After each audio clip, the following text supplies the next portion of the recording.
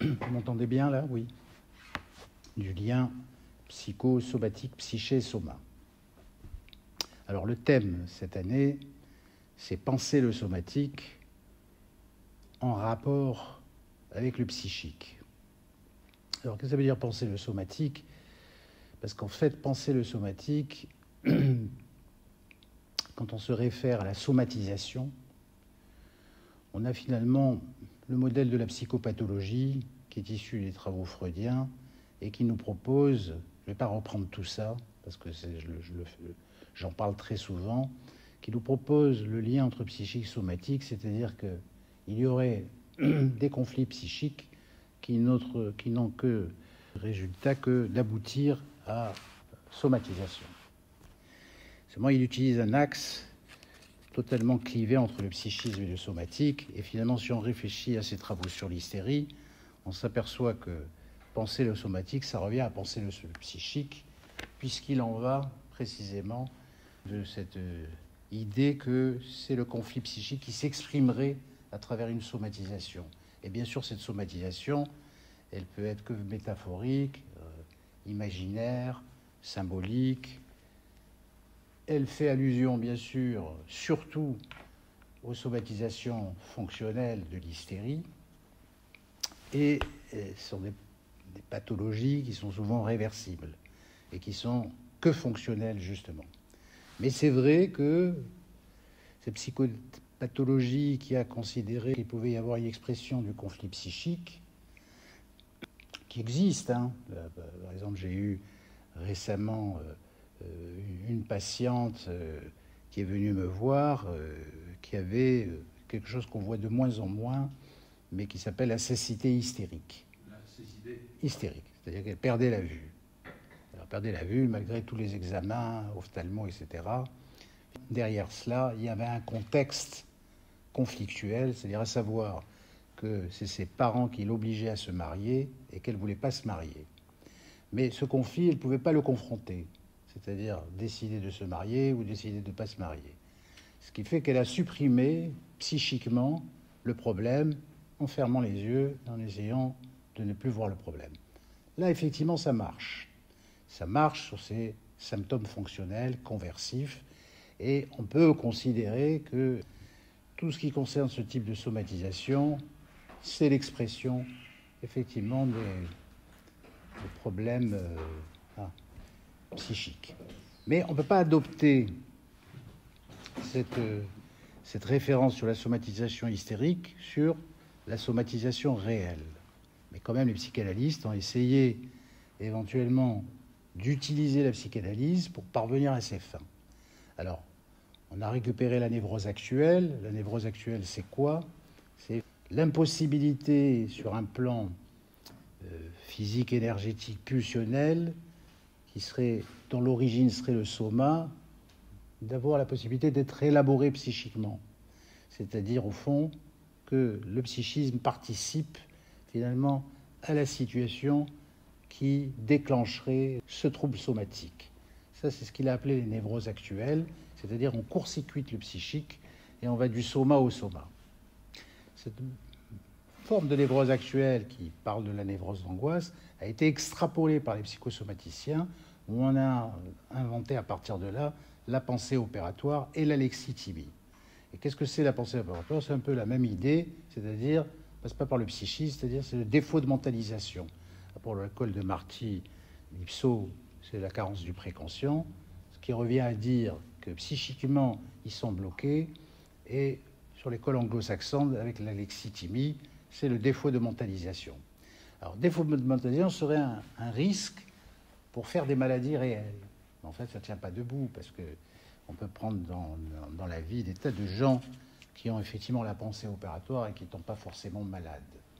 Mais en fait, ça finit par faire un profil de fonctionnement qui ne répond pas vraiment à cette idée de comment est lié le psychique et le somatique. Et c'est vrai que Freud, il avait, à propos de l'hystérie, parlé de ce saut mystérieux du psychique au somatique.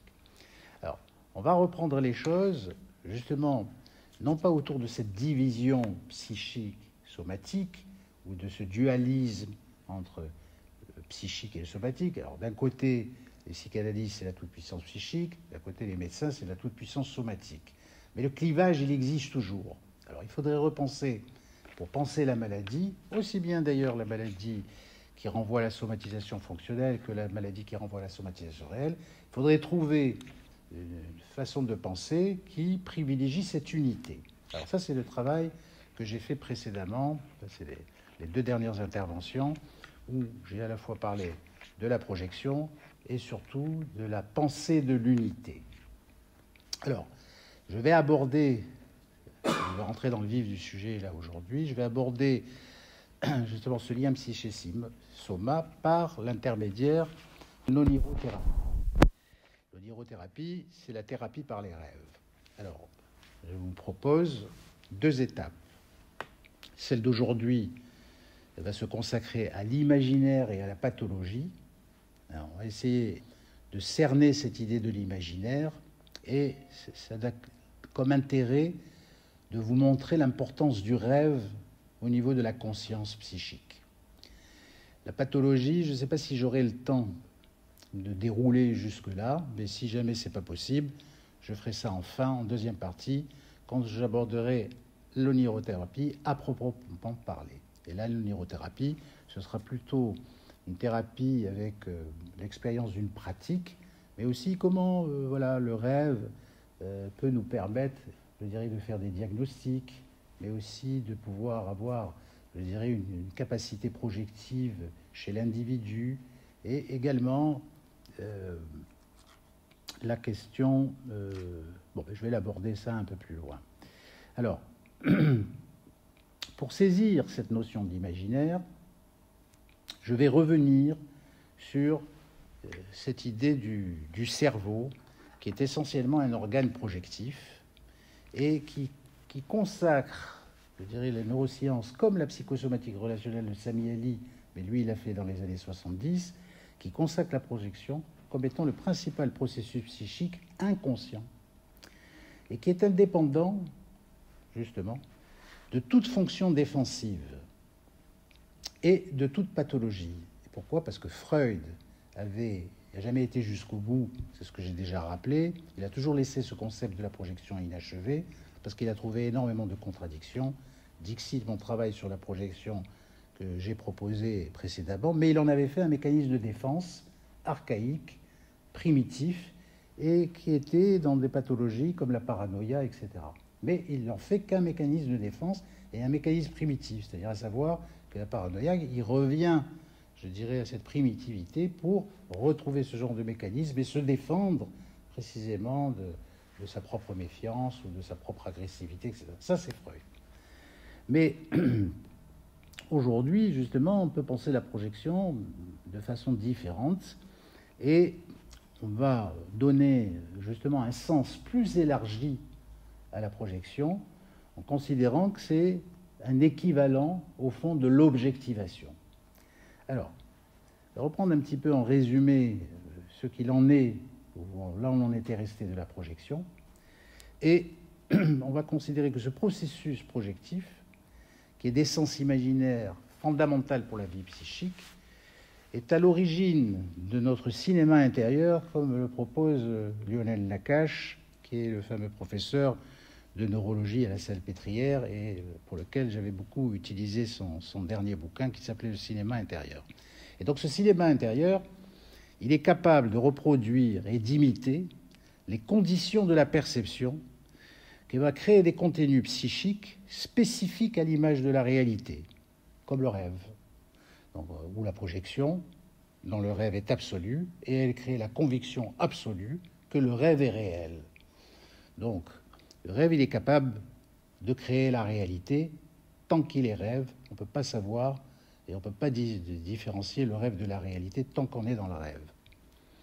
Maintenant, si on prend l'autre versant, c'est-à-dire la réalité, c'est-à-dire à l'opposé, on perçoit, selon les neurosciences, mais aussi selon la projection samialienne, on ne perçoit jamais le réel. Nous percevons l'illusion du réel.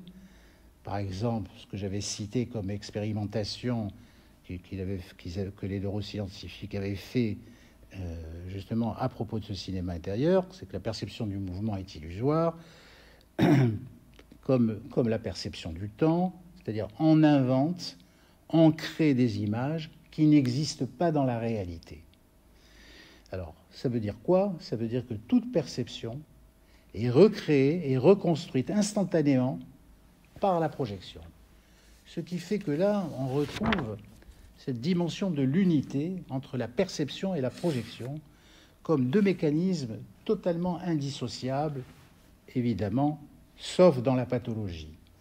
Alors, qu'est-ce que ça veut dire? Ça veut dire que si on prend n'importe quel phénomène sensoriel comme le visuel, on va s'apercevoir que le stimuli lumineux va être le stimuli visuel qui va créer l'image, et en retour, on va, à partir de l'image, créer le visuel. Et en effet, dans le rêve, tu crées le visuel, tu crées le son, tu crées l'odeur, mais évidemment, il n'y a rien de réel, mais tu as vraiment des hallucinations de cet ordre-là. Alors ça, c'est intéressant parce que c'est vrai qu'on peut en faire une application par rapport au stress post-traumatique, où la question du stress post-traumatique pose la question effectivement de ce retour de l'image pour créer de nouveau des scènes projectives imaginaires, mais qui n'arrivent pas parce qu'elles bloquent que sur une image, c'est-à-dire une image d'effroi qui reste fixe. Ça veut dire que dans le stress post-traumatique, il n'y a pas cette projection de retour. Ça, c'est très important parce que c'est ce qu'on appelle le cauchemar. Et le cauchemar reprend finalement la scène traumatique telle qu'elle, mais n'invente rien en tant que rêve ou en tant que fonctionnement propre au rêve. Je veux dire que c'est intéressant comme application pour comprendre le stress post-traumatique. Donc, projection et perception sont par nature indissociables, comme je le disais, excepté dans la pathologie. Alors, en tenant compte de ce rôle constant et imparti de la projection qui se déroule également sur le plan de la perception, cette unité va demander à s'ouvrir, et c'est un peu là où je vais vous proposer une sorte d'extension par rapport à la méthodologie samyelienne, mais pour que vous puissiez me suivre, et je ne vais pas non plus détailler, je dirais, les tenants et les aboutissements de ces couples que je vais vous proposer, mais on peut dire qu'il n'y a pas de clivage entre perception et projection.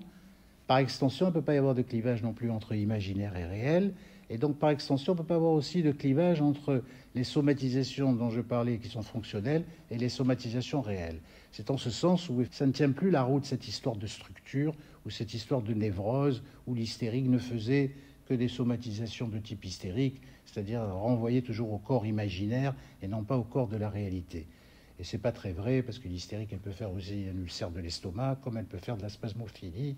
Donc on ne peut pas considérer là qu'il y a quelque chose qui répond en termes de fonctionnement à des somatisations spécifiques au fonctionnement.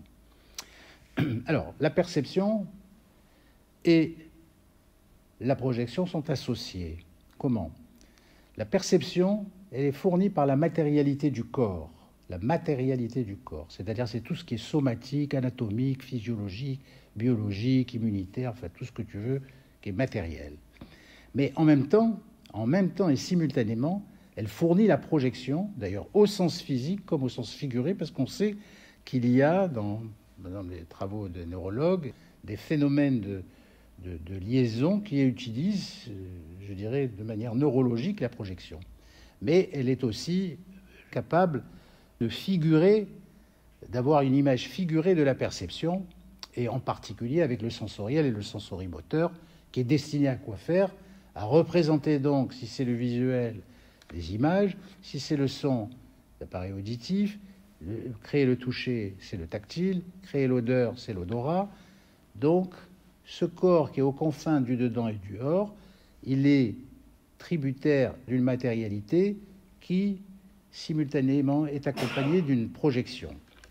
Donc, dès l'origine, la projection permet donc de faire coïncider le corps et la représentation en image du corps.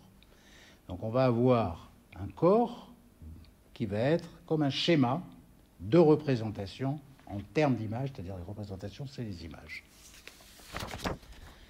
Alors, comment ça commence ça? C'est-à-dire, on va prendre des choses dès l'origine, justement, par rapport à cette conscience projective, par rapport à cette conscience de rêve, par rapport à la conscience de réalité. Alors, si on revient au corps réel, on sait que le premier noyau d'activité psychique cérébrale c'est un rythme.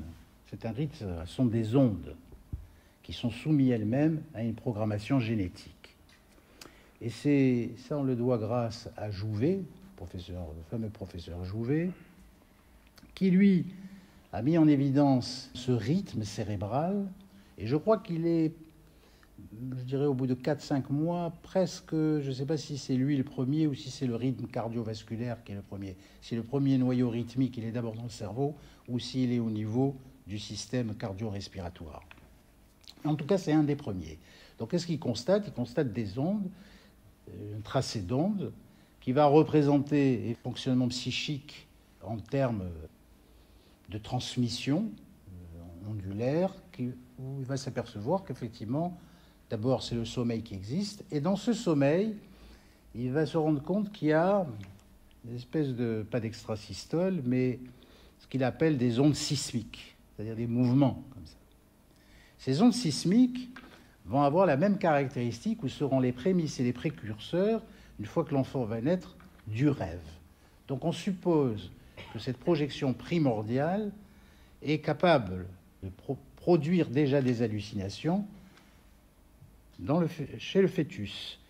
Mais il va encore plus loin, parce qu'il dit qu'au moment où il y a ces ondes sismiques, il s'aperçoit qu'il y a aussi des liaisons entre les plaques neuronales et donc toute la constitution d'un arbre neurologique avec toute cette transmission synaptique. Et en même temps qu'il y a ces hallucinations primordiales qu'il appelle l'onde sismique, qui est le prémisse du sommeil paradoxal, c'est-à-dire du sommeil de rêve, il se passe qu'il y a parallèlement cette organisation biologique, anatomique, je dirais, qui se fait en même temps que se produit cette projection. Alors, il va y avoir ça, puis après, au bout de 6 mois, je crois, ou 7 mois, on va avoir d'autres ondes qui vont apparaître, qui vont être les ondes de l'éveil. Et puis ces ondes de l'éveil vont rester assez restreintes, même après la naissance, puisque l'enfant il va dormir 22 heures sur 24 les premiers mois. Et on sait que dans ce sommeil du nourrisson, 80% de son sommeil est un sommeil paradoxal, qui va rester comme ça 80% jusqu'au bout à peu près d'un an, où il va devenir 20% seulement du sommeil. Ce sera 20% de sommeil paradoxal, et ça, c'est à vie. Alors, pourquoi 80% la première année? Parce qu'effectivement, l'enfant, il n'est pas tout fait. Il est en voie de constitution après la naissance. Il a encore, je dirais, des tas de fonctions à relier, à mettre en place et à faire fonctionner. Ceci dit, il y a donc dès l'origine une programmation de l'éveil et du sommeil qui va permettre donc ces deux fonctions. Une dont je viens de parler, c'est-à-dire qu'il va permettre d'achever une connexion et de permettre à la biologie de fonctionner. Et en même temps, l'éveil va aussi permettre de satisfaire les besoins vitaux. Alors, d'emblée, on s'aperçoit que le corps, il crée le rêve pour ne rêver que du corps, parce qu'il n'y a que ça, au départ, dans la vie fœtale. Puis même après la vie fœtale, durant les premiers mois de naissance. Et c'est en ce sens que l'activité projective, elle fait un avec le rêve, mais elle fait un avec le corps également. Donc le rôle du corps propre est fondamental dans la genèse du rêve. À ce stade très précoce, c'est-à-dire la vie in utero, les simulations ne sont que de nature endogène. Et c'est ça la pleine création d'images, c'est ça ce que Jouvet appelle les hallucinations, l'hallucination primordiale. Donc la projection est absolue à ce moment-là, et c'est là où elle va créer une sorte d'ébauche à travers la production d'images, c'est-à-dire à travers la possibilité de créer des représentations selon un schéma corporel qui est proposé en tant que structure matérielle. Donc la conscience dès la naissance, elle se partage entre une conscience de rêve, onirique, et une conscience d'éveil, vigile, qui est soumise à un rythme génétique. C'est-à-dire le rêve n'a pas d'origine psychologique, il a une origine génétique. Ce qui est psychologique, c'est on se souvient ou on ne se souvient pas des rêves. Mais le rêve est un être de mémoire, mais il est obligatoire. C'est-à-dire, tous les soirs, nous rêvons, et ne peut pas ne pas avoir de rêve. Si on supprime le rêve, on l'a fait chez les petites souris, elles meurent d'immunodéficience au bout de 8 jours. Donc un système immunitaire qui s'écroule. Ce qui veut dire que le rêve, il a une fonction fondamentale, une double racine, à la fois biologique et extraordinairement psychique, en créant des images tout à fait fantastiques. Mais ce qui découle, en tout cas de ce fonctionnement comme ça préalable, d'emblée, dès l'origine, c'est cette notion d'équilibre entre conscience vigile et conscience onirique. Et entre ces deux consciences, il existe plusieurs modalités de conscience, et donc plusieurs types de déséquilibre. Alors, en résumé, le sommeil rythmé, la veille rythmée, deux états qui s'impliquent et qui s'excluent mutuellement. Rêve et vigilance, imaginaire et réel, projection et perception, qui vont constituer des couples, qui vont conditionner des modalités de conscience. Donc, pour clore ce premier chapitre, pour résumer, en fait, la réalité elle serait en partie fictive et le rêve serait en partie réaliste. Voilà comment on peut voir, je dirais, ce lien entre la conscience onirique de rêve et la conscience de réalité. Je vais aller plus loin tout à l'heure. Alors, on va considérer un peu la question du rêve, c'est-à-dire on va revenir sur les basiques, sur les fondamentaux, et évidemment l'histoire scientifique du sommeil et des rêves, elle est assez récente. Elle débute simplement en 1900 avec Freud et l'interprétation des rêves. C'est vrai qu'on lui doit reconnaître que c'est un des premiers qui a cherché à scientifiser le rêve, et il a vraiment cherché à le scientifiser, et c'est ça que je vais vous expliquer. On va faire d'abord un grand détour par Freud. Richard, ça va t'intéresser, je suis sûr. Et avant, effectivement, de développer cette question du rêve chez Freud, qui est très important, pour ne pas qu'on puisse confondre, en tout cas, ce qu'il en est de ce que la psychanalyse propose du rêve et de ce que la psychosomatique relationnelle propose également du rêve. Alors, avant de vous parler du rêve, je vais utiliser deux histoires juives comme exergue. L'une, qui est bien sûr, je dirais, la considération de Freud à propos, effectivement, du rêve, qu'il écrit dans les 5 leçons de la psychanalyse, et je vous donnerai un autre exergue qui sera une histoire chassidique, une histoire talmudique. Alors, on va d'abord écouter ce que nous propose Freud à propos du rêve dans les 5 leçons de la psychanalyse. J'avoue m'être demandé si, au lieu de vous donner à grands traits une vue d'ensemble de la psychanalyse, je n'aurais pas mieux fait de vous exposer en détail l'interprétation des rêves. Un motif personnel et d'apparence secondaire m'en a détourné. Il m'a paru déplacé de me présenter comme un déchiffreur de songes avant que vous ne sachiez l'importance de cet art dérisoire et suranné. L'interprétation des rêves est en réalité la voie royale de la connaissance de l'inconscient, la base la plus sûre de nos recherches, et c'est l'étude des rêves, plus qu'aucune autre, qui vous convaincra de la valeur de la psychanalyse et vous formera à sa pratique. Quand on me demande comment on peut devenir psychanalyste, je réponds par l'étude de ses propres rêves. Ça, c'est Freud. Non, je vais vous raconter une autre histoire, qui est une histoire chassidique, qui était une histoire que le Rabbi Bounam s'appelait comme ça. C'est un sadique du XVIIIe, c'est-à-dire un sadique, c'est un sage qui connaît le Talmud, et qui enseignait l'idée du rêve aussi à sa manière, de cette façon. Alors voilà l'histoire. À Cracovie vivait un juif du nom de Rabbi Eisik, fils de Rabbi Yankel. Une nuit, il fit un rêve dans lequel un homme lui dit « Va jusqu'au pont qui mène au château royal, et sous le 3e pilier, creuse, et tu découvriras un trésor. » Il ne fit vraiment pas attention au rêve. Mais quand celui-ci se répéta identique une 2e nuit, puis une 3e, il prit son baluchon, ses chaussures, et se mit en route vers Prague. Arrivé sous le pont royal, il voulut commencer à creuser. Mais la garde royale faisait les 100 pas et jetait des regards étonnés vers Rabbi Eisik, Le capitaine des gardes l'appela et lui dit « Que fais-tu? Que cherches-tu » Et Rabbi Eissig, dans sa droiture habituelle, lui raconta son rêve.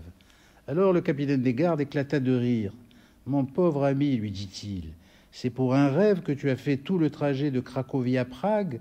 Imagine un peu si je devais aussi écouter mes rêves. La nuit dernière, j'ai rêvé que je devais aller à Cracovie chez Eissig, fils de Yankel, car sous son fourneau, je trouverais un grand trésor.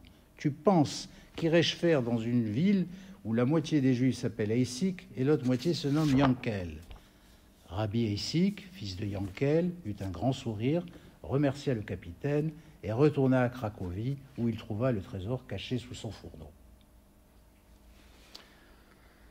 Alors, histoire acidique importante de ce fameux Rabbi Bauman, mais qui nous permet de soulever 3 réflexions. Le rêve coexiste avec la réalité. Le rêve, c'est aussi la création de réalité.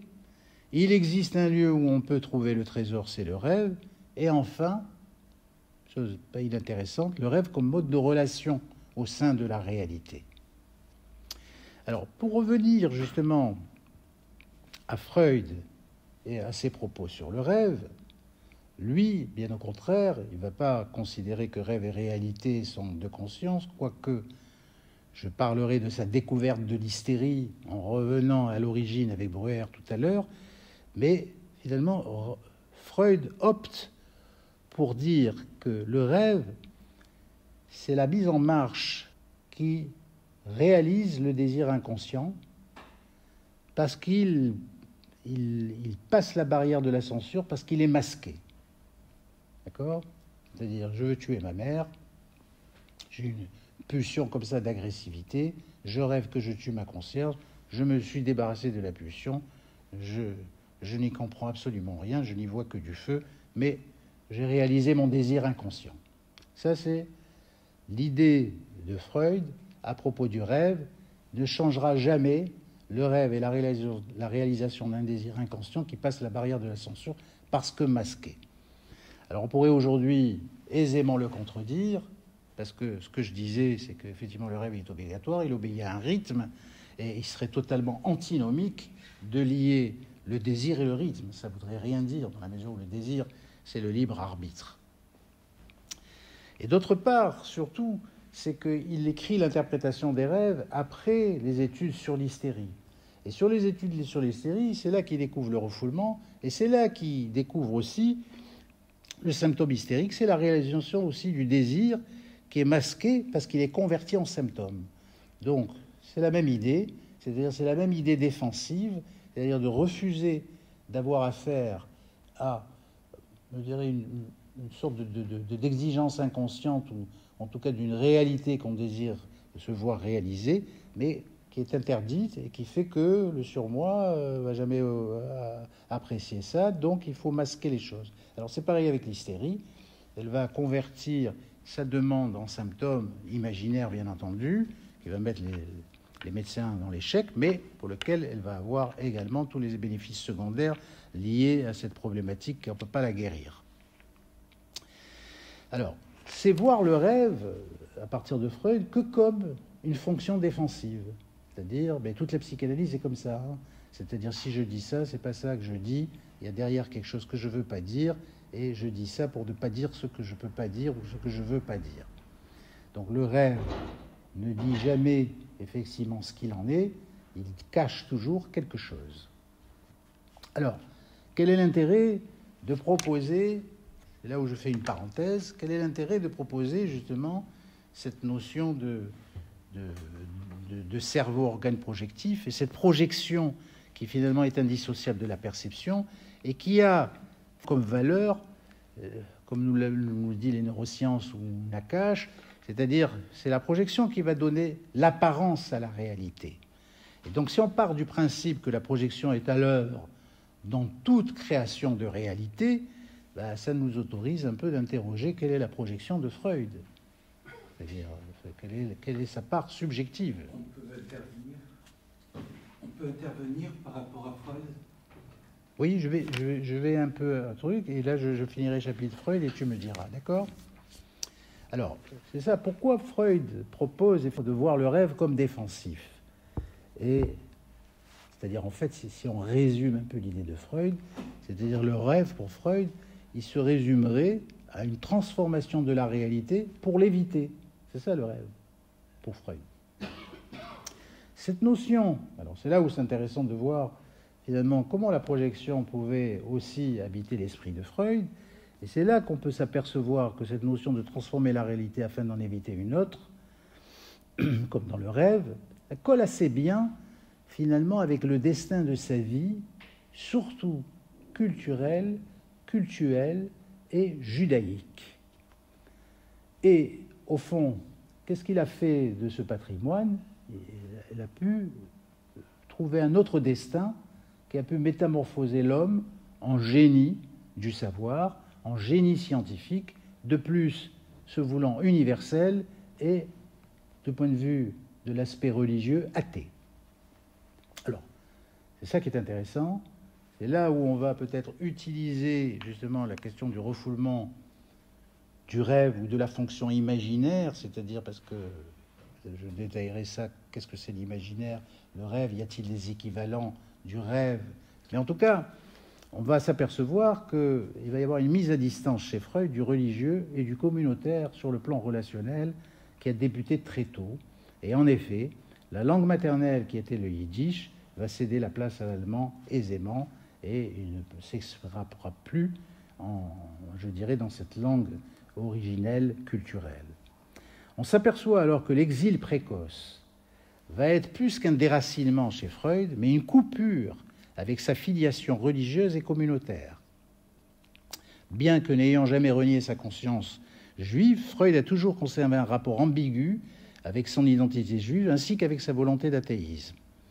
En tout cas, ce traumatisme de l'exil, qui s'effectue à l'âge de 4 ans, sera associé d'ailleurs à une rupture. Il y a eu de nombreux traumatismes Freud entre 0 et 4 ans. Je ne vais pas tous les citer, je vais utiliser que le traumatisme de l'exil, mais enfin, il faut quand même comprendre que juste avant l'exil, il va devoir, je dirais, en quittant la Moldavie, se séparer de ses neveux et nièces qui ont le même âge. Et ça va lui coûter énormément. Il avait des neveux et des nièces compte tenu des générations qui avaient effectivement le même âge que lui. Et ça va être véritablement chez lui quelque chose qui va l'atteindre affectivement.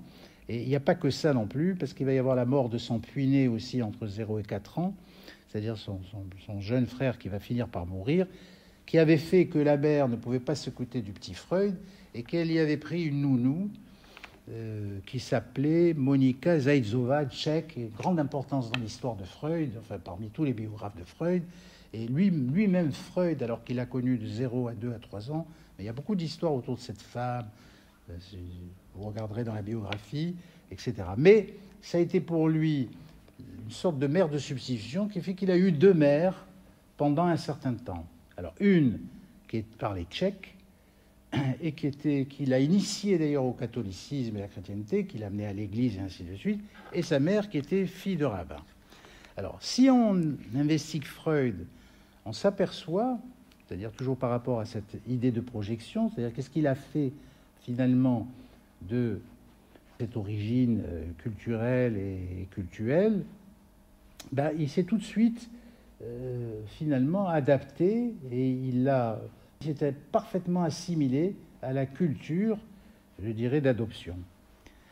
Donc il s'assimile parfaitement au monde chrétien et il s'assimile surtout parfaitement au monde scientifique de cette Vienne 1900 dont on sait qu'elle est florissante. Et ça va se faire vraiment aux dépens de sa culture, de sa religion. C'est vraiment quelque chose d'admis, hein. C'est pas quelque chose qui vient de mon interprétation, hein. C'est quelque chose qui est su chez Freud, lequel il y avait des rapports très ambivalents par rapport à la question de l'identité juive. Et puis tu sais qu'il a fait Moïse le monothéisme, enfin tout ça, il a voulu démontrer que toute sa religion, c'est du mythe, que le peuple hébreu, c'est un mythe, que Moïse était un Égyptien, enfin voilà. Il a vraiment démonté, je dirais véritablement, tout ce qui tenait en termes d'éducation qu'il a eu également, hein, parce que c'est pas parce qu'il est allé à Vienne, il est allé tout de suite à l'école, il était un très bon élève, très doué à la fois pour les sciences mais aussi pour les matières littéraires, mais il avait quand même sa mère qui lui enseignait régulièrement, je dirais, le Talmud, et qui maintenait, il avait même un rabbin qu'il allait voir, avec lequel il travaillait les textes de la Torah, et ainsi de suite. Mais, petit à petit, il s'est vraiment coupé, je dirais, de tous ces liens pour s'engager vers une vocation beaucoup plus universaliste, et qui était en même temps, c'est pas par hasard que Freud va être une sorte de dissident de la religion orthodoxe, parce qu'au fond, ça se passe un peu comme ça à son époque, et même bien avant son époque, parce que c'était comme Mendelssohn qui quand même avait déjà en 1759 ou 60 écrit une Torah qu'il avait traduit en allemand. Et donc on voit déjà là avec la Révolution française, et puis après plus tard avec la Société des Nations, les Juifs vont sauter sur l'occasion d'avoir une citoyenneté, et ils vont sortir tous de leur ghetto, et ils vont essayer de partager leur culture, tout en essayant de s'inspirer de la culture, justement, contemporaine. Alors, il faut savoir quand même que la source de son œuvre à Freud, c'est principalement une réflexion scientifique qu'il va avoir sur sa vie affective et sa vie sexuelle. Et c'est à partir de là qu'il va créer une théorie qui va rendre universelle. Mais c'est toute l'auto-analyse qu'il va faire. Mais dans cette auto-analyse, la question que je me pose, moi, je me dis, la production de son auto-analyse, grâce à laquelle la découverte de l'inconscient fut établie, est-ce que c'est pas ça? Est-ce que ce ne serait pas une projection imaginaire et qui serait le reflet, finalement, de sa réalité psychique? Donc une réalité colorée par la projection d'une histoire refoulée, de façon radicale, celle de la langue maternelle et culturelle chez Freud, face au défi de l'assimilation. Cet imaginaire refoulé grâce à un effet du caractère, parce qu'en fait, quand il va aller vers, je dirais, la pensée scientifique, c'est-à-dire la pensée logique, linéaire, pragmatique, rationnelle. Et ça va faire partie d'un caractère qu'il va développer, et c'est ce caractère qui va permettre le refoulement de ses racines affectives, de ses racines culturelles, de sa langue maternelle, c'est-à-dire de sa langue affective. La réalité de cette théorie, en fait, est constituée par le travail de la projection, qui, elle, est inconsciente. Ce qui est inconscient dans sa réalité, c'est toute sa subjectivité d'ordre imaginaire, issue de ses racines affectives, et indépendamment d'ailleurs des multiples identifications qu'il a fait lui-même, en utilisant Moïse ou en utilisant Joseph pour l'interprétation des rêves, mais il y a plein de traces dans l'œuvre de Freud qui montrent que cette subjectivité a fait partie, je dirais, de sa construction scientifique et de sa construction théorique. Alors, je vais vous donner un seul exemple. Il y en a des multiples dans sa vie de Freud, mais je vais vous donner un seul exemple. Par exemple, Freud, il va emprunter à la tradition talmudique le travail sur le rêve.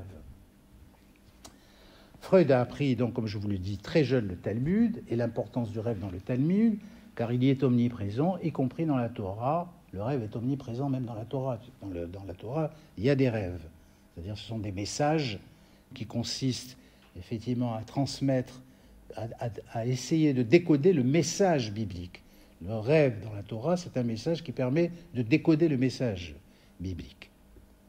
Alors, il a donc forcément compris cet enseignement, Freud, durant ses années d'enfance. Et effectivement, il va avoir des cours de Talmud. Le Talmud, c'est quoi? C'est un mot qui provient du mot limoud, qui signifie la lettre lamed, qui veut dire enseigner. Le Talmud est une machinerie sophistiquée qui consiste à apprendre à apprendre. C'est une méthodologie de la méthodologie.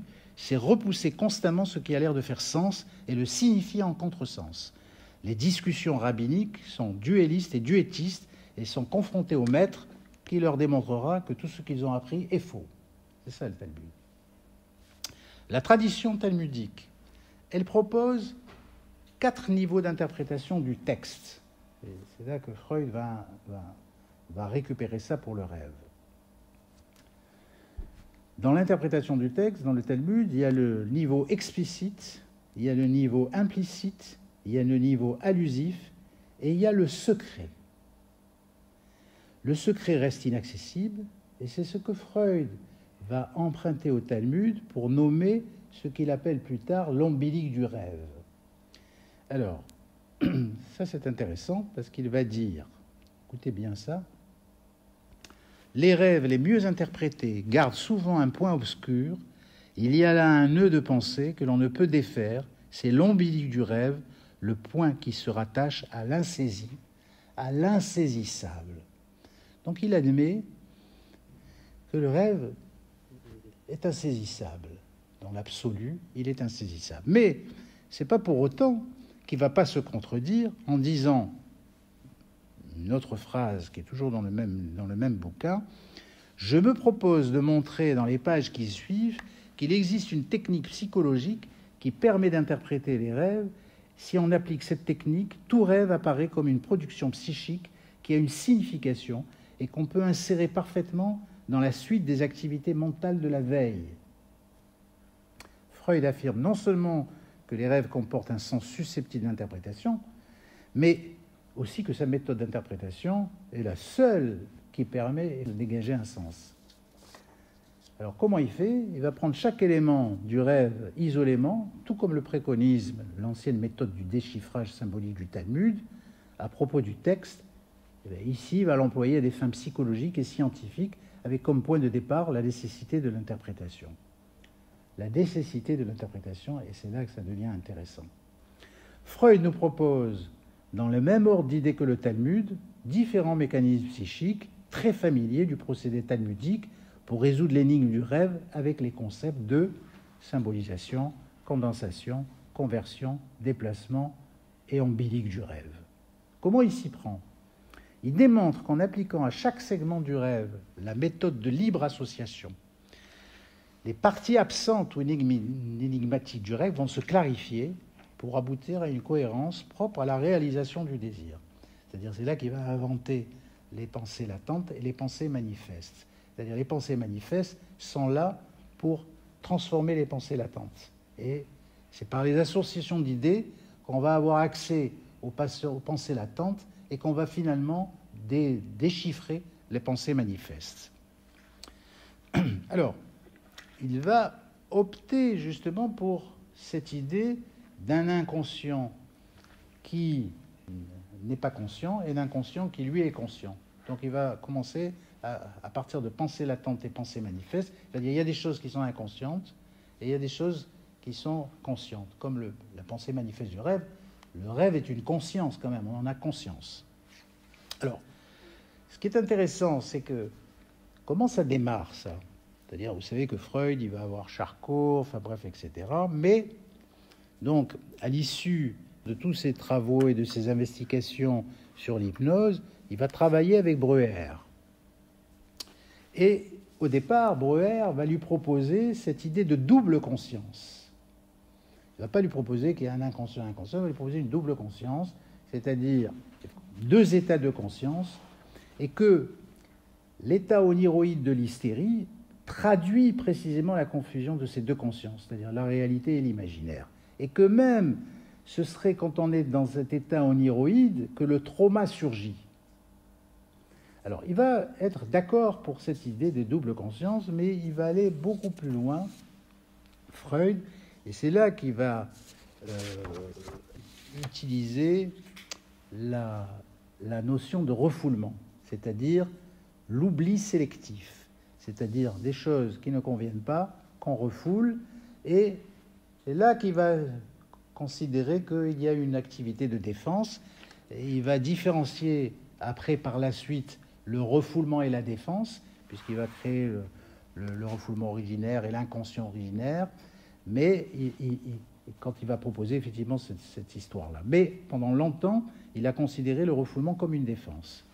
À partir de cette scission de la conscience qui va être négociée par le refoulement établi par Freud, le rêve, donc, évidemment, est censé cacher ce que l'on veut oublier, est censé masquer, on est censé se défendre par la symbolisation ou par d'autres mécanismes de défense. Ainsi, cette double conscience, par cette scission, va devenir le conscient et l'inconscient défensif, qui n'est rien d'autre que le refoulé, l'inconscient. Alors, c'est intéressant, ça mérite aussi de penser que Freud ne peut pas échapper non plus, je dirais, à son imaginaire, comme on disait, c'est-à-dire cet imaginaire qui permet d'être créatif ou en tout cas d'être influencé par vraiment ce rapport à la vie émotionnelle. Et il va aussi revenir à une idée, c'est-à-dire en tant que le rêve, il aurait quelque chose de prémonitoire. Donc on voit que Freud, il a deux systèmes interprétatifs qui coexistent simultanément, projection et perception, qui cohabitent et qui font coexister rêve et réalité aussi pour lui. Mais, évidemment, sur le plan scientifique, le rêve reste la réalisation du désir inconscient qui passe la barrière de la... Alors, c'est intéressant parce que c'était une manière un peu de m'essayer à montrer comment l'activité projective, qui est chez tout un chacun et qui participe à tout ce que l'on crée ou à tout ce que l'on réalise, comment cette part, je dirais, originelle de sa propre culture, vis-à-vis de laquelle il s'est défendu, on le retrouve dans ses travaux scientifiques ou dans les concepts. Alors, il n'y a pas que le rêve, hein. Je pourrais vous sortir toute une tartine, mais un jour, je ferai une sorte de soirée où on va parler effectivement de la vie de Freud et effectivement de son rapport justement à cette identité juive et évidemment tout ce qu'il a fait par rapport enfin tout ce qu'il a pu utiliser dans la psychanalyse par rapport à ça. Donc on va revenir maintenant au Rabbi Bunam qui lui affirme, enfin ou qui nous propose de penser que rêve et réalité sont complémentaires et qu'ils forment une unité, un système d'inclusion entre rêve et réalité. Le rêve, donc, ici, serait l'autre face de la réalité, et donc on ne serait plus du tout, comme Freud nous le propose, dans la réalisation du désir. Alors certes, parfois le rêve est réaliste et désir, mais on ne peut pas dire qu'il est mis en branle ou qu'il existe que pour cette dimension uniquement. Bien sûr, le rêve, il peut réaliser les désirs, mais ce serait trop le réduire que de le ramener qu'à cette fonction. Alors, deux choses. La projection, comme on l'a dit, elle fluctue au sein d'une réalité structurée par un rythme, selon des modalités de conscience, en lien avec le monde environnant. Le rythme est inséparable du rêve, c'est la même impulsion d'ailleurs qui crée le rêve, qui le crée, et qui le situe aussi dans une temporalité imaginaire, sous forme d'images spatiales propres au temps. Vous savez, ça veut dire quoi ça? Ça veut dire le rythme va permettre effectivement de faire naître un rythme propre à l'activité de rêve, mais ce rythme va aussi permettre de créer, je dirais en termes de subjectivité corporelle, la représentation du temps. Alors vous savez que Freud, il a dit, le temps, l'inconscient ne connaît pas le temps. En fait, c'est un peu compliqué à dérouler, mais effectivement, l'inconscient ne connaît pas le temps parce que le temps se manifeste en termes d'espace dans l'inconscient. Ça, je l'avais développé il y a quelque temps. Alors, la projection, telle que les neurosciences la définissent, est un mécanisme inconscient qui ne peut être rapporté à soi, c'est-à-dire c'est toujours inconscient. On ne peut pas subjectiver la projection. C'est la subjectivité même, c'est-à-dire c'est la subjectivité à l'origine sans sujet. Alors, Nakache, il nous dit « Nous sommes le producteur, le réalisateur et l'acteur de notre vie. » Et Shakespeare, il va dire « Nous sommes faits de la même étoffe que les songes et notre petite vie, un songe de parachève. » Et il nous dit ça dans La vie est un songe en 1631. Alors, il est certain que dans le rêve, il ne peut pas en être autrement. Il reste évident que nous sommes producteurs et récepteurs du message avec un sens et une régularité, hein, c'est-à-dire, au fond, une sorte d'orientation et toujours une indication constante de notre réalité corporelle avec le rêve. Parce qu'il ne faut pas oublier qu'au départ, le rêve, il n'a que le corps pour représenter les choses. Et puis après, il va effectivement avoir affaire au monde, il va avoir affaire effectivement au symbolique, et ainsi de suite. Et donc, il va avoir aussi des influences, etc. Mais Sami Ali était capable de faire des diagnostics, je dirais, d'organes malades à partir d'un rêve.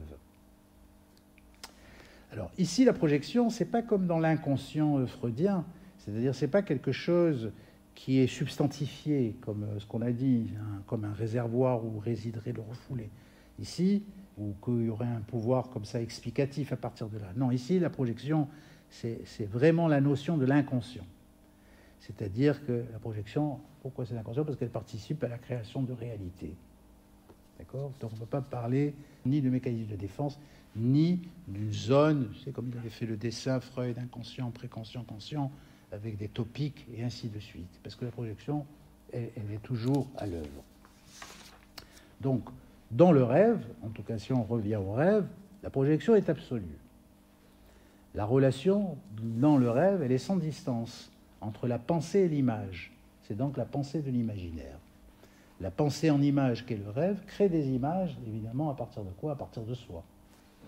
La projection dans le rêve crée un monde qui représente le sujet incarné.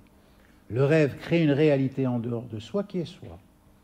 On objective sur le modèle d'une histoire des aspects propres à nous et dont nous faisons partie.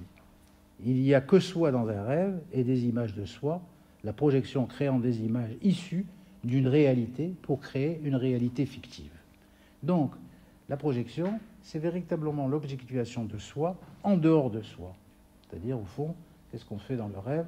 On objective la partie subjective de notre être. Alors, les rêves reproduisent une réalité, souvent, reproduisent la réalité que l'on connaît, modifiée et souvent méconnaissable. C'est ça le propre du rêve. C'est-à-dire chaque image va condenser effectivement des souvenirs, des affects. C'est un lieu où on va retrouver aussi bien le passé que le présent. Tout objet peut être à la fois lui-même et un autre. Et tout ça, ça va nous proposer un concentré d'aspects tout à fait incompatibles, c'est-à-dire des aspects contraires, je dirais, des propositions contradictoires, mais qui apparaissent dans le rêve comme non contradictoires. C'est-à-dire, tu peux voler dans un rêve, ça te paraît évident. Tu vas te dire, ah non, c'est pas normal que je rêve. D'accord ? Pourquoi ?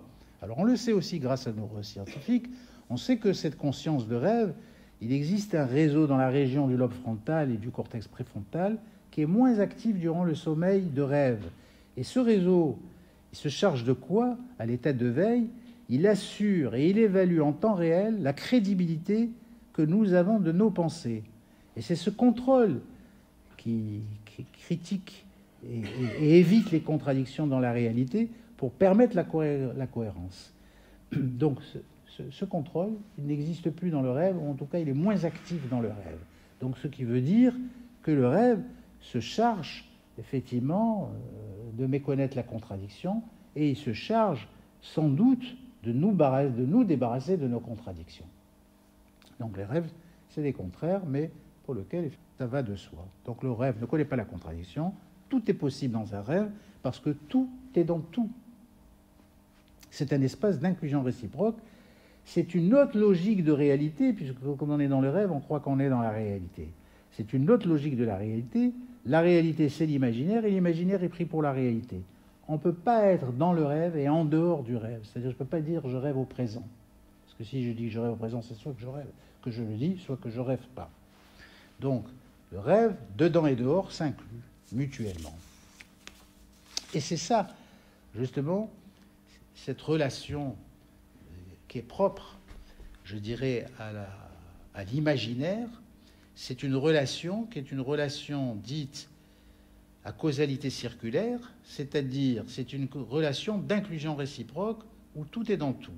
Et tu projettes effectivement dans le rêve un espace qui n'est que la représentation de ton propre espace, en particulier corporel. À l'intérieur de cet espace, tu y mets des objets qui sont des parties de toi, mais qui reprennent le petit qui est le grand, et donc dans le grand il y a le petit, mais dans le petit il y a le grand aussi. Donc c'est ça l'espace d'inclusion réciproque, et c'est ça la modalité de l'imaginaire par rapport à la cohérence ou à la logique de réalité qui, elle, propose absolument pas l'histoire de l'inclusion réciproque, mais plutôt une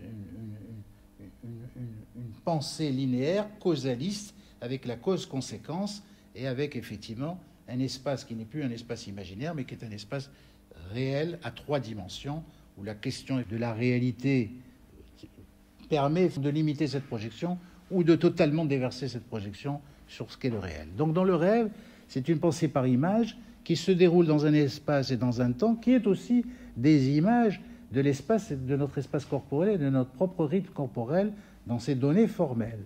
Donc le corps propre joue un rôle structurant quant à la création par la projection de l'espace et du temps, et c'est la forme du corps qui va être un schéma de représentation, c'est-à-dire si je sais que je suis dans la pièce, c'est parce que j'ai compris que j'ai un dedans du corps et un dehors du corps. Et si je sais me situer, je dirais, c'est-à-dire si je sais avoir des repères spatiaux, c'est parce que j'applique à ce repère spatial les repères du corps, c'est-à-dire je respecte haut, bas, droite, gauche, devant, derrière. Effectivement, quand j'écris ou quand je dessine, je ne fais pas n'importe comment, je respecte effectivement les coordonnées du corps. La gauche et la droite a comme origine le corps, et vous savez très bien qu'un gaucher, il n'organise pas son espace comme un droitier. Donc on voit le pouvoir dévolu au corps dans la possibilité effectivement de représenter l'espace par projection psychique de ses limites corporelles. Ça c'est très intéressant parce que quand on voit des gens qui dans la réalité n'ont pas constitué ces repères, on s'aperçoit que le rêve fidèlement parle effectivement de ces contradictions qui existent dans la réalité en termes de repères dans le rêve.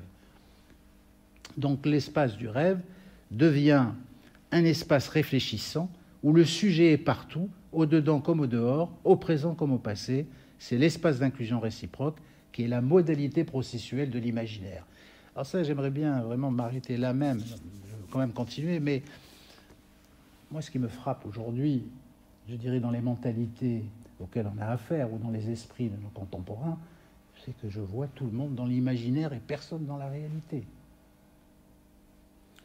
Je ne sais pas si vous pensez comme moi, mais la contradiction aujourd'hui est au centre, je dirais, de toute logique de pensée, mais ça ne paraît pas contradictoire.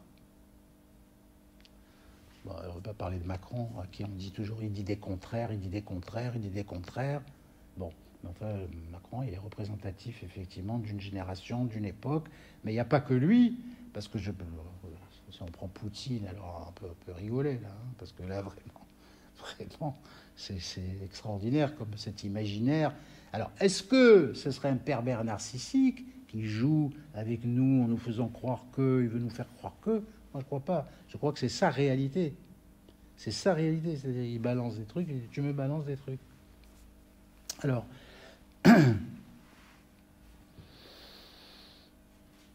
donc, en résumé, on objective la subjectivité du rêve sous forme de réalité, et on subjective ou pas ce qui est objectif dans la réalité. Parce que c'est vrai qu'on peut ne pas subjectiver la réalité.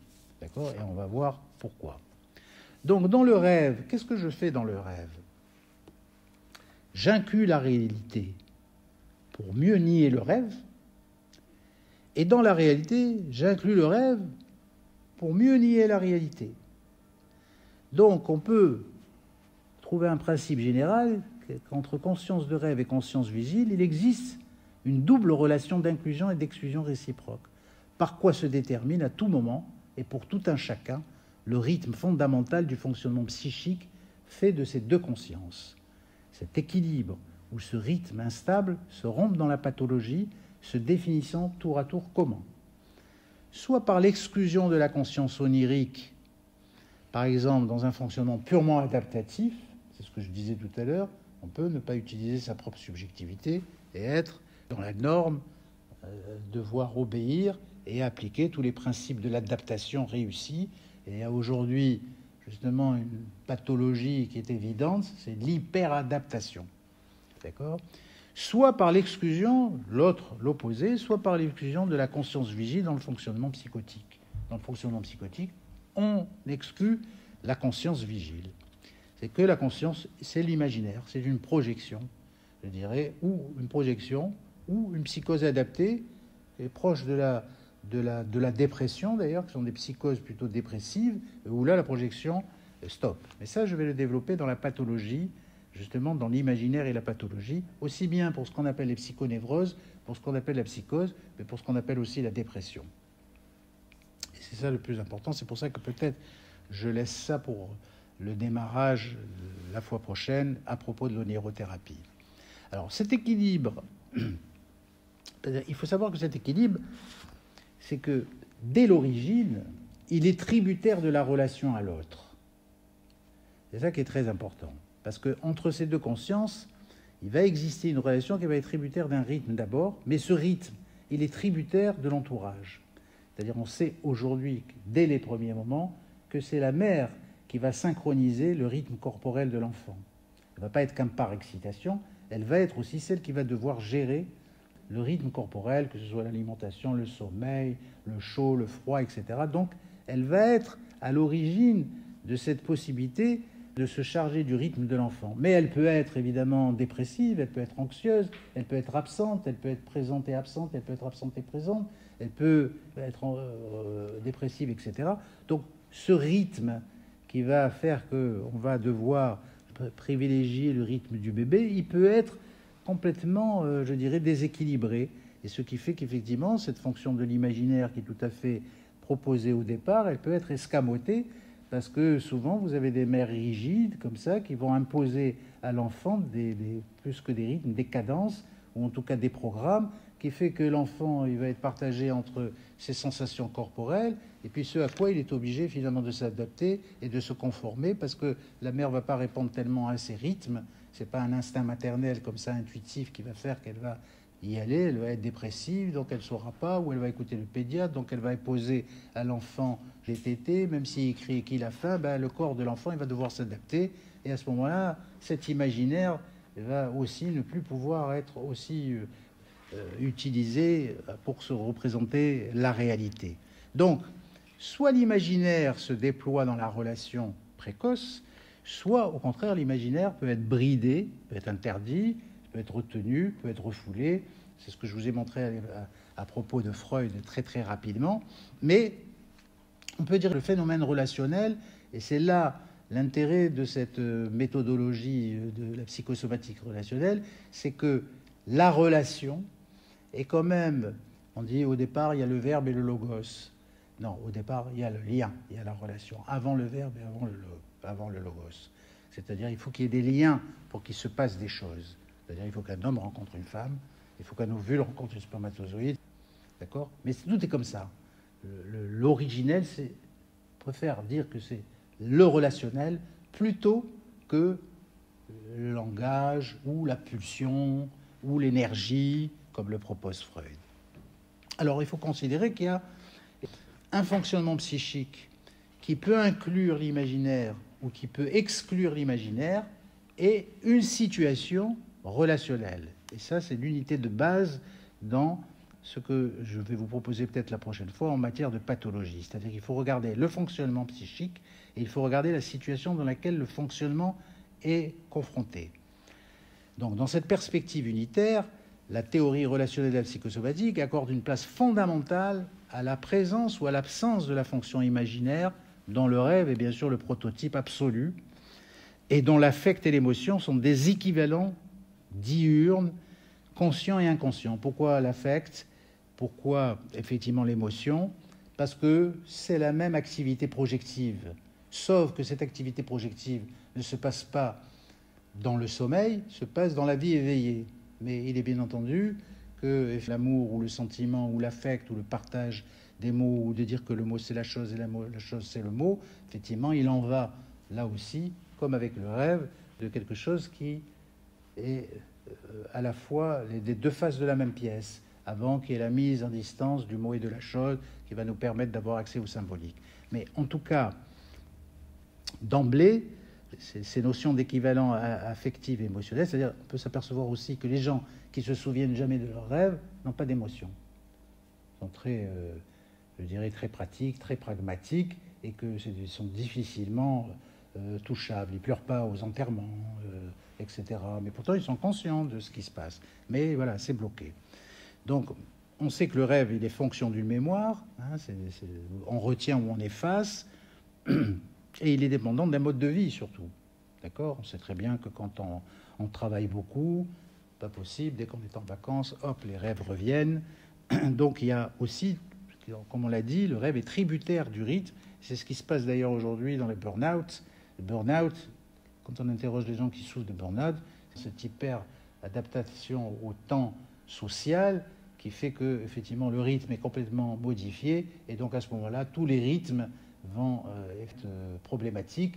Et on sait très bien que la dépression, ça commence par les troubles du sommeil, les troubles de l'appétit. C'est tous les rythmes du corps.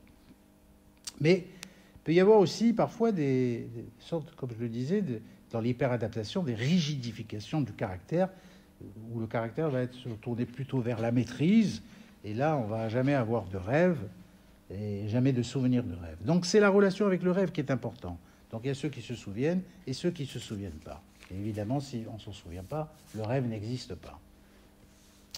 Ce qui signifie que la conscience vigile peut inclure, mais aussi exclure la conscience onirique à travers aussi bien une langue, une culture, parce que ce sont des données très importantes, mais si on exclut le rêve dans la réalité, on a affaire à une pseudo-réalité, c'est-à-dire une sorte de réalité adaptative, mais qui est un fonctionnement qui se contente d'être conforme à la norme, mais qui perd toute opinion subjective.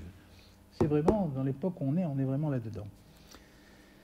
Donc ce refoulement de toute la fonction imaginaire se traduit par l'adhésion totale à une instance surmoïque, où tout conflit s'évanouit. Du coup, ce sont des gens qui ne vont pas confronter le conflit.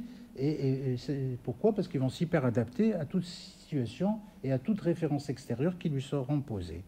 Le sujet, donc à ce moment-là, il va être vraiment, je dirais, dans une sorte de banalisation à outrance. Il va exister une pensée vigile, rationnelle, pragmatique, opératoire, programmée, conforme.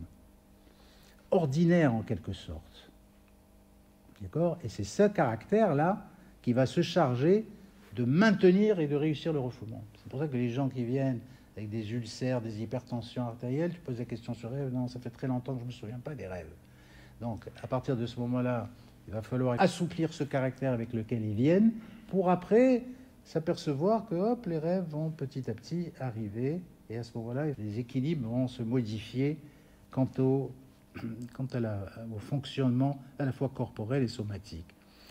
Alors, le rêve, il peut être éliminé totalement du souvenir.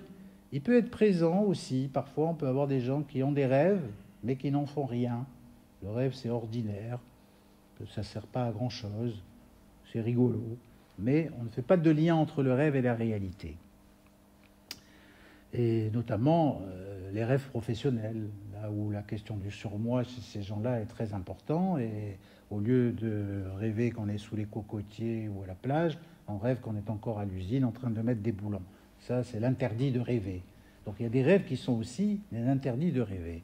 Il n'y a pas que celui-là, il y a aussi des rêves dont on ne peut pas en faire le récit, dont on ne peut pas faire de lien, c'est-à-dire qu'ils restent tout à fait étrangers à nous-mêmes. Et effectivement, ce sont des rêves kaléidoscopiques ou même des rêves qui créent le malaise et qui fait que la personne va vite le refouler ou qui n'est pas conforme finalement aux principes qu'ils ont dans la vie. Donc ils vont tout de suite effectivement commencer à refouler et même ils peuvent refouler définitivement le rêve des fois à cause de ça. Et enfin, il y a l'insomnie qui est la garantie totale de ne jamais se souvenir de ses rêves. Alors il y a aussi ce qu'on appelle le rêve traumatique, ce dont je vous parlais tout à l'heure, c'est-à-dire qui a vécu un choc et qui effectivement perd la possibilité de rêver et fait que des cauchemars. Et il n'a plus la possibilité d'avoir affaire au rêve. Qu'est-ce qu'il faut faire là ? Il faut travailler le cauchemar qui est en principe une situation d'impasse, essayer de faire élaborer l'impasse, faire ces fameux débriefings où la personne va toujours raconter son cauchemar, mais il va chaque fois rajouter quelque chose de différent et ainsi de suite. Tout ça pour arriver à retrouver une capacité projective. Et c'est quand la personne retrouve une capacité projective que le cauchemar finit par disparaître et que l'état de stress aussi finit par effectivement être moins douloureux et moins visible. Alors, quelle heure est-il ? On fait une coupure là, ou vous voulez que j'aborde la pathologie? C'est un peu long quand même, mais je pense que si vous voulez, on peut faire une pause et on discutera de la pathologie de l'imaginaire si vous voulez. D'accord ? En tout cas, je vous remercie. Je ne sais pas si vous avez tout bien suivi, si ce n'est pas trop dense, un peu trop rapide, parce que c'est quand même reprendre toute une méthodologie assez compliquée, mais où effectivement la question de l'imaginaire est intéressante parce que c'est voir l'imaginaire aussi bien au sein en tant que concept, l'imaginaire qui concerne la pensée en fait, c'est ça. C'est-à-dire qu'il faudrait un jour créer une discipline propre à la pensée parce que au fond c'est la pensée. C'est la pensée qui permet aussi, qui est le produit même de la conscience. Bon, et voilà, je stoppe. Bienvenue. Richard, tu voulais poser une question sur Freud. Parce que là, on sort totalement de la psychopathologie. Hein. On n'est plus du tout dans les mêmes références. Alors, pourquoi je parle de cette unité, de cette projection, de cette perception? Parce que c'est vrai que, vous verrez la prochaine fois, dans la pathologie, c'est très intéressant de repérer effectivement ceux qui ont l'imaginaire, ceux qui n'ont pas l'imaginaire, ceux qui souffrent justement de trop d'imaginaire, ceux qui souffrent justement de pas du tout d'imaginaire. Mais ce qu'on peut dire aujourd'hui, pourquoi on a autant de maladies somatiques, c'est que forcément, plus personne ne rêve. Et puis le rêve, tout le monde s'en fout. Puis ça n'a plus aucune importance. Moi, je pense qu'on est dans une société où le système ne vous laisse pas de possibilité que de pouvoir être conforme et de pouvoir répondre au système, parce que si vous n'y répondez pas, c'est dans le caniveau, c'est dans la marginalité, c'est fini. Il y a aujourd'hui un phénomène de masse où tout le monde est le même, grâce à la conformité, grâce au semblable. Alors c'est ça la mondialisation, c'est ça le wokisme, c'est ça aussi l'islam. Hein. Donc on voit bien que ce sont deux choses qui proposent, je dirais, la même idée, c'est-à-dire tous semblables, pas de différence. Alors la différence, elle est problématique aujourd'hui, et dès qu'elle pointe le nez, hop, c'est pas tolérable. Donc c'est pour ça que, quand on dit l'antisémitisme, c'est un baromètre.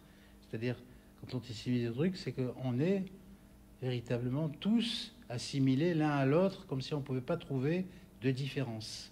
Donc la différence devient insupportable. Actuellement, ce qui est au premier plan, c'est le refus du conflit. Je ne vais pas prendre le micro. Il marche. Oui, il marche. Ça, on t'entend dans le... Ouais, ça fonctionne. Oui, donc je disais, ce qu'on voit en ce moment avec l'évolution du monde, hein, c'est le refus du conflit, le en même temps macronien. C'est il y a A, il y a B, mais comme A et B, même s'ils ne sont pas compatibles, comme ils ne sont pas compatibles, ça va générer un conflit. Donc on dit, en même temps, il y a A et B. Et on le voit malheureusement en ce moment à Gaza, dans la mesure où, malgré les données de base quand même relativement cruelles de cette guerre, eh bien, on dit aux Israéliens, bon ben ok, vous pouvez vous défendre, mais il faut quand même les nourrir, il faut leur filer du pognon, il faut leur filer de l'essence, il faut les soigner, etc. Ce qui est débile. Si on avait fait ça en 40, si on avait fait des couloirs humanitaires pour les Allemands, si on les avait soignés et compagnie, on y serait encore. Tu vois, il y a un moment où, quand il y a un conflit, il faut accepter le conflit et développer des stratégies pour en sortir honorablement. Bon, quand c'est des conflits militaires, il faut une victoire, il faut avoir une capitulation, enfin c'est un peu sordide, quoi, mais c'est le cas, je veux dire, dans des conflits domestiques, à la con, enfin bref. Et là, c'est bon, voilà, c'est voilà, il y a des problèmes dans les banlieues, ouais, mais bon, ouais, mais quand même, et, enfin bref, on ne reste rien. Et ça, je pense, ça vient, ça contrevient plutôt à une nature assez fondamentale chez l'être humain pour qu'il soit épanoui, c'est pour qu'il puisse résoudre des problèmes. Il faut qu'il accepte le conflit et développer les stratégies pour évoluer. Si, comme tu dis, c'est tout pareil. C'est ça. C'est-à-dire les contraires se valent. Voilà, comme tu disais, il faut faire la guerre. Il faut faire la guerre, mais il ne faut pas faire la guerre. Voilà, exactement. C'est exactement ce qui se passe à Gaza. Vous faites la guerre, mais vous ne faites pas vraiment la guerre. C'est un peu, mais alors si on va au bout du concept, c'est une régression complète à des querelles de cours de récréation où on fait la guerre, on joue aux cobayes aux Indiens, mais surtout il ne faut pas qu'il y ait de morts, il ne faut pas qu'il y ait de blessés, et que voilà, il faut que la décision elle soit complètement fantasmatique. Oui, moi je pense que ça va plus loin, c'est même une négation, hein. C'est plus qu'une régression. Oui, c'est vrai que par ce biais on peut voir une régression, mais c'est quand même une totale négation, je dirais, de la réalité, du réel. Moi, je ne veux pas que le faut être pour la guerre ou contre la guerre, peu importe. Mais le réel, là, n'est jamais signifié. Et c'est ça. Le réel, est absorbé. Comme disait Lacan, le réel, c'est quand on se colle. Mais si on n'a plus le droit de se cogner, on n'est plus dans le réel. Quoi. C'est ça, je te rends ça parce que... Alors Richard, il voulait poser une question. Il voulait poser une question avant tout le monde. Oui, parce que tu nous avais dit qu'on pouvait t'interrompre à tout moment. Avec plaisir. Moi, je vais revenir à ton sujet. Et sur le rêve et sur Freud. Si Freud a dit que c'était la voie royale l'inconscient. Pardon, j'ai pas entendu. Si Freud a Oui. dit des rêves que c'était la voie royale Oui. vers l'inconscient, c'est que il a compris que le rêve, c'était un travail psychique. Et que ce travail psychique, c'est le même travail que l'on a dans la vie consciente. Et il a compris que, en arrivant à faire ce travail psychique, on pouvait mettre en avant des éléments qui effectivement sont refoulés. Ce qui est important dans le rêve, c'est pas tant le rêve lui-même, selon moi, mais ce travail du rêve. On peut se dire, mais pourquoi c'est important?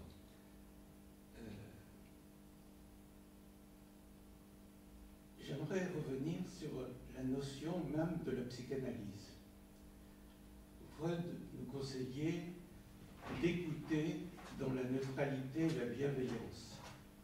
Et ceci en demandant à l'analysant de parler librement, de faire des libres associations. Je crois que dans le rêve, et à travers l'interprétation qu'il en faisait, c'est qu'il montrait le chemin de cette libre association. Ce qui n'est pas évident dans la vie consciente. Parce que, avant qu'un patient ne parle librement dans une libre association, il faut parfois des années. De même que l'écoute neutre et bienveillante du thérapeute, il faut aussi des années. Parce que écouter, ce n'est pas entendre. Entendre, c'est dans la vie courante, on entend le discours de l'un et de l'autre, mais écouter, c'est percevoir ce qui se cache derrière ce discours apparent. C'est un tout autre travail. Être neutre nécessite aussi de faire abstraction de tout ce qui peut gêner la libre association. Et être bienveillant, c'est parce que un analyste a fait une analyse avant son patient et que, ayant découvert ce que son patient a à découvrir, il ne peut être que bienveillant. Je crois qu'à travers le rêve, la phrase de Freud, la voie royale vers l'inconscient, Freud nous a montré ses découvertes potentielles. Pour prendre des exemples, un exemple banal, une mère qui est ennuyée par son enfant et qui n'ose pas affronter une pensée qu'elle pourrait avoir envie de tuer son enfant, va dans un rêve, à un moment donné, rêver par exemple que son enfant s'est noyé. C'est ce chemin qui est montré dans le récit du rêve. Mais en même temps, moi je trouve que c'est la fonction du rêve qui est la plus importante, plus que le récit. Parce que quand on raconte un rêve, ce rêve va subir de multiples censures. Bien sûr que, comme dans le discours conscient, il faut chercher le discours latent. C'est ce que Freud a montré, c'est que derrière le récit du rêve, il y a un tout autre discours qu'il convient de décrypter.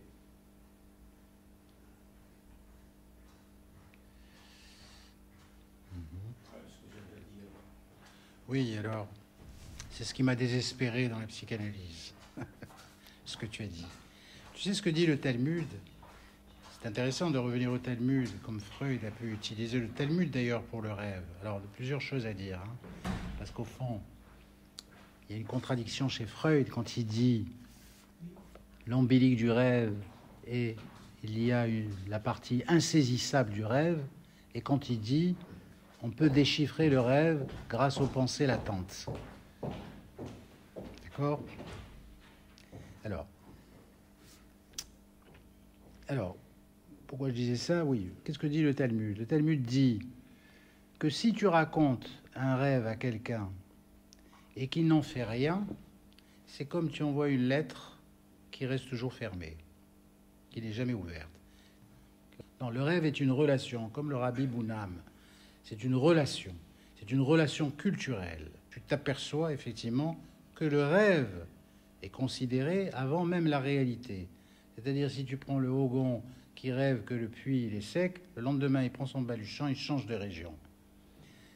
Il y a dans ces peuplades, je dis tout un imaginaire. J'ai vécu, je crois, en Afrique du Nord. Qui ne racontait pas ses rêves ? Tu viens en Occident, personne ne parle de ses rêves. Donc le rêve faisait partie de la relation. Mais le rêve, je suis d'accord, il a une fonction. Et il a une fonction à la fois biologique comme une fonction psychique. Je crois que le rêve, c'est véritablement la projection, c'est un projet, c'est-à-dire c'est une mise en place de ce qui se vit ou ce qui se ressent pour la personne dans un contexte relationnel. Moi, je pense effectivement que le rêve, il met en projet. C'est-à-dire, il annonce, justement, le rêve, il annonce le projet. C'est-à-dire, et le rêve influence la réalité. C'est-à-dire, tu fais un rêve, il influence ta réalité influence le rêve qui influence. C'est pas coupé. C'est pas comme dans l'inconscient freudien où c'est totalement coupé parce que c'est refoulé, voire c'est interdit d'utiliser tout ça. Mais à quoi servent les rêves dans la pratique clinique ? Rêve, à quoi il sert ? Ah ben, c'est ça ma deuxième partie. Voilà. Alors, je t'invite à revenir, parce qu'effectivement, quand je vais parler de l'oneirothérapie, je vais parler de ces psychonévroses où la question de la projection existe, je dirais, de façon occasionnelle dans la symptomatologie, et je vais parler de la psychose où la projection existe de façon essentielle dans la symptomatologie. Donc, de temps à autre, on peut avoir une activité projective dans la névrose. Par exemple, on prend l'angoisse, par exemple. L'angoisse, c'est quoi ? C'est la projection du vide qui revient en tant que personne à son propre néant. Alors, c'est souvent des conditions qui se proposent chez la personne qui fait des angoisses ou des états de panique, où la question, effectivement, de la réalité lui échappe et où il est dans une subjectivité sans réalité. C'est-à-dire, qu'est-ce qu'il va projeter ? Il va projeter ce qu'il est, c'est-à-dire, il ne se reconnaît pas, il n'y a rien, donc le vide. Et c'est une projection. Mais c'est pareil avec la psychonévrose. Je prends le phobique de l'ascenseur. De temps en temps, il va avoir cette projection quand il va être face de l'ascenseur. Donc, il ne va pas pouvoir rentrer dans l'ascenseur. Pourquoi ? Parce qu'il établit une projection entre l'ascenseur et son propre état émotionnel. C'est-à-dire, le fait que l'ascenseur l'étouffe ou l'enferme, c'est exactement ce qu'il va ressentir dans son corps quand il va être face à l'ascenseur, c'est-à-dire qu'il va ressentir l'oppression. Donc il y a... l'objet crée l'affect et l'affect crée l'objet. C'est-à-dire l'ascenseur crée l'angoisse et l'angoisse crée l'ascenseur. Et donc là, il y a une dialectique, justement, en termes de projection, entre l'objet et sa représentation. Or, Freud, qu'est-ce qu'il a fait ? Il a dissocié l'objet de la représentation parce que la représentation, il en a fait une quantité d'excitation, c'est-à-dire une quantité libidinale de la pulsion sexuelle. Donc c'est de l'énergie sexuelle qui fait que c'est une énergie flottante, comme il a dit, elle peut être flottante, ou alors elle peut se mettre sur le cheval, et c'est le cheval qui va me faire peur. Or, la représentation et l'affect sont liés, sont les deux faces de la même pièce. Tu ne peux pas avoir d'affect sans représentation, et tu ne peux pas avoir représentation sans affect. Alors, c'est comme dans la réalité, tu ne peux pas avoir peur s'il n'y a pas d'objet qui te fait peur, et c'est comme ça. C'est-à-dire, si tu as un loup, tu as peur, tu sais pourquoi tu as peur. Eh ben, dans la phobie, tu as l'ascenseur, tu sais que tu te représentes l'ascenseur, tu sais que c'est pas raisonnable, mais c'est quand même ta réalité. C'est-à-dire, ça devient ta réalité.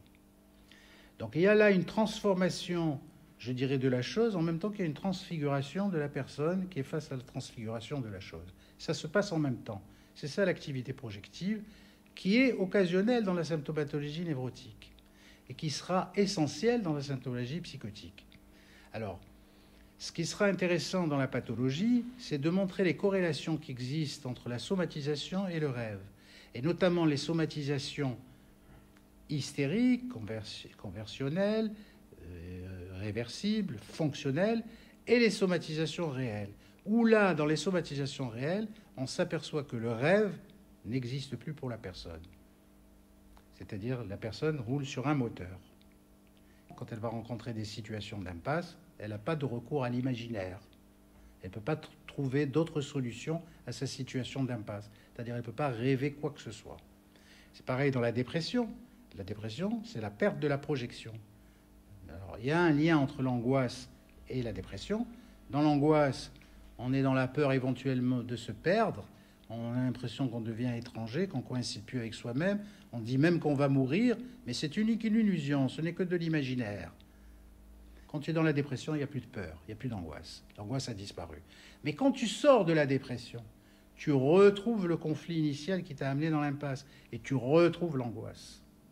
Donc il y a une espèce de va-et-vient chez certaines pathologies où il passe de l'angoisse à la dépression, de la dépression à l'angoisse. Alors qu'est-ce qu'il faut faire? Il faut considérer l'angoisse par rapport à cette dimension imaginaire qui est un imaginaire sans sujet. Et c'est là où la question du sujet et de la réalité est importante. Parce qu'il ne peut pas y avoir de rêve sans réalité, il ne peut pas y avoir de réalité sans rêve. Donc il y a forcément, parfois, tu as des pathologies comme dans l'hystérie où tu as le rêve mais sans réalité. Hein? Voilà. Si tu prends la psychose, tu as effectivement une activité projective qui va transformer le monde, qui va s'arranger de sa propre contradiction en rendant le contradictoire non contradictoire. C'est le délire. Là, tu prends un peu tout le champ de la psychiatrie. Oui, c'est pour ça que je disais que c'est difficile à présenter en 1 heure, parce que c'est tout un autre point de vue sur la question du lien entre le psychique et le somatique surtout. Et là, on n'est plus du tout dans ce fameux dualisme, dans ce fameux clivage et dans ce tout psychique que les psychanalystes revendiquent très souvent. Tout était psychique.